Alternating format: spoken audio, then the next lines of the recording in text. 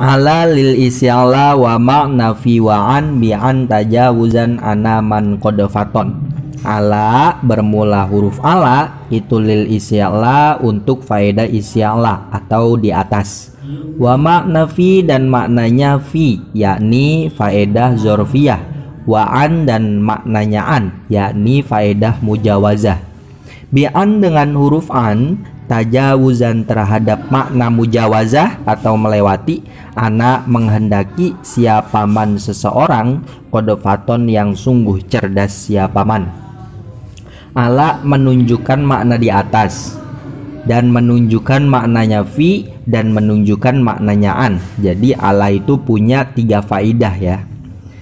Dan orang yang sungguh cerdas menghendaki makna mujawazah atau makna melewati dengan menggunakan huruf an. Waqad taji dan terkadang datang apaan mau dia ba'din di posisi lafaz ba'din yang maknanya setelah, wa ala dan faedahnya ala yakni isyala. Kama qad ju'ila seperti halnya dijadikan apa ala huruf ala mau di'an di posisi huruf an.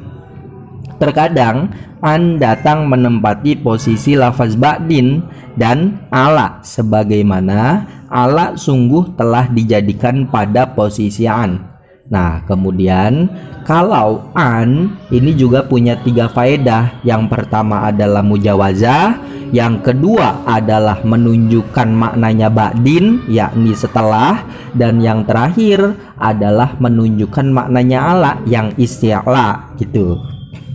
Untuk yang pertama yakni huruf ala yang memiliki 3 faedah, pertama isya'la, kedua zorfiyah, dan yang terakhir mujawazah. Untuk contoh-contohnya pertama yang isya'la dulu.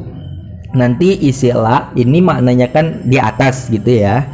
Ada yang secara hakiki dan ada yang secara majaz. Kalau secara hakiki ya benar-benar di atas. Kalau majaz itu ya seakan-akan di atas gitu.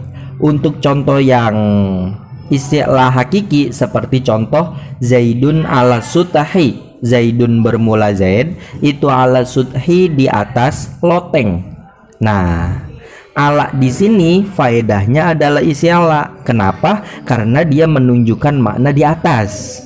Dan memang secara hakikat yang namanya Zaid itu berada di atas loteng. Ya, benar-benar di atas loteng gitu. Kemudian kalau contoh isya'la yang majaz itu seperti dalam contoh ad-dainu ala Zaidin. Ad-dainu bermula hutang itu ala Zaidin di atas Zaid. Nah, alanya di sini adalah isya'la majaz karena hutang itu tidak berada di atas Zaid, tapi hutang ini seakan-akan berada di atas pundaknya Zaid karena menjadi tanggungan dia. Tapi ya bukan berarti hutangnya itu di atas Zaid, ini cuman seakan-akan. Itu istilah yang majazi. Kemudian untuk ala yang faedahnya seperti fi yakni zorfiyah seperti dalam ayat Al-Qur'an wadakholal madinata alahi ni ghaflatim min ahliha. Dan Musa masuk ke kota Memphis ketika penduduknya sedang lengah. Nah, lafaz ala di sini berfaedah seperti halnya fi yakni zorfiyah yang maknanya adalah pada gitu. Sehingga kita terjemahkan wadakholal madinata, Nabi Musa masuk ke kota Memphis alahini ghaflatin pada saat kelalaian min ahliha dari penduduknya gitu. Alanya bermakna fi zorfiyah yang kalau diterjemahkan ya pada gitu atau di saat. Kemudian yang terakhir ala yang bermakna seperti an yakni mujawazah. Ini seperti dalam contoh syair idza radiyat alayya banu kusyairin la amrullahi a'jabani ridoha. Apabila Bani Kusyair meridoiku maka demi Allah ridho mereka sungguh membuatku takjub. Nah, dalam rangkaian idza radiyat alayya banu kusyairin, alayya di sini alaknya itu berfaedah seperti halnya an yakni mujawazah. Karena memang ridhonya Bani Kusyair itu melewatiku. Melewatiku itu maksudnya sampai kepadaku gitu.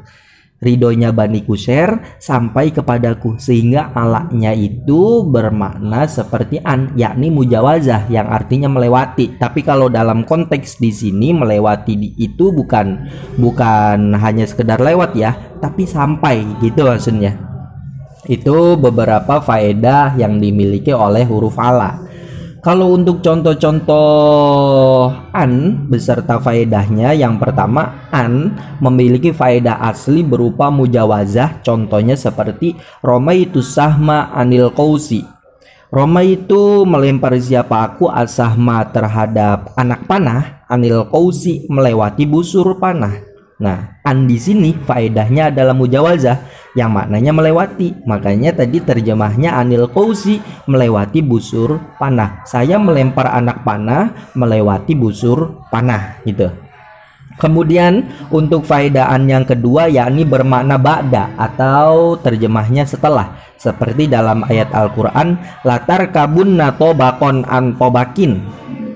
Sesungguhnya kalian semua melalui tingkat demi tingkat. Nah, an di sini ya, faedahnya adalah bermakna ba'da yang kita terjemahkan setelah gitu. Sesungguhnya kalian semua melewati tobakon, melewati sebuah tingkat, antobakin setelah tingkat yang lain gitu. Maksudnya fase kehidupan itu akan selalu berjalan step by step gitu maksudnya. Annya intinya dalam ayat ini bermakna ba'da, setelah. Kemudian yang terakhir, an yang bermakna ala, yakni faedah isti'la atau berada di atas. Seperti dalam contoh, la hibnu ammika la afdolta fi hasabin anni wala anta dayani fatahzuni. Duhai putra pamanmu, engkau tidak melebihi dalam segi nasab di atasku, dan engkau bukan pula pemegang perkaraku sehingga dapat mengendalikanku. Nah, dalam rangkaian syair ini yang satar kedua, bagian kedua, ani, di situ ada an ya.